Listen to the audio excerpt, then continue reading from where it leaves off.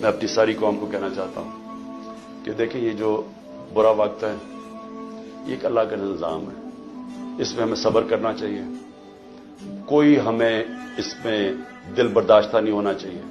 قوموں کی زندگیوں میں یہ مشکل وقت آتے ہیں اور کئی میرے لوگ بہت مشکلوں سے گزر رہے ہیں، لیکن باقی ساری قوم کو میں ایک چیز کہنا چاہتا ہوں، اپنے ذہن میں ڈال لیں کہ اس طرح کی غلامی، یہ شذیدیت، اس طرح کی غلامی کو قبول کرنے سے بہتر ہے مر جاؤ۔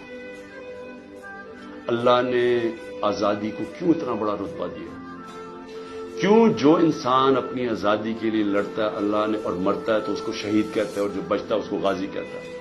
پیغمبروں کے بعد شہید کا سب سے بڑا رتبہ ہے، کیوں ہے؟ کیونکہ اللہ نے آپ کو بتایا ہے کہ انسان آزاد میں نے پیدا کیا ہے، لا الہ الا اللہ۔ وہ کسی انسان کی غلامی کے لیے نہیں، اس نے ہمیں پیدا کیا۔ یہ جو ہمیں غلامی کروا رہے ہیں کہ پکڑ کے جناب دبا کے، گلا دبا کے اور کہیں کہ جناب میں تحریک انصاف چھوڑ رہا ہوں، اس لیے نہیں پیدا کیا۔ اور قوم جب ظلم کے سامنے سر جھکا دیتی ہے، خوف کے بت کے سامنے جھک جاتی ہے، وہ قوم تباہ ہو جاتی ہے۔ اس لیے حوصلہ رکھنا ہے۔ آگ کا کپتان جب تک اس کے اندر خون ہے وہ کھڑا ہے،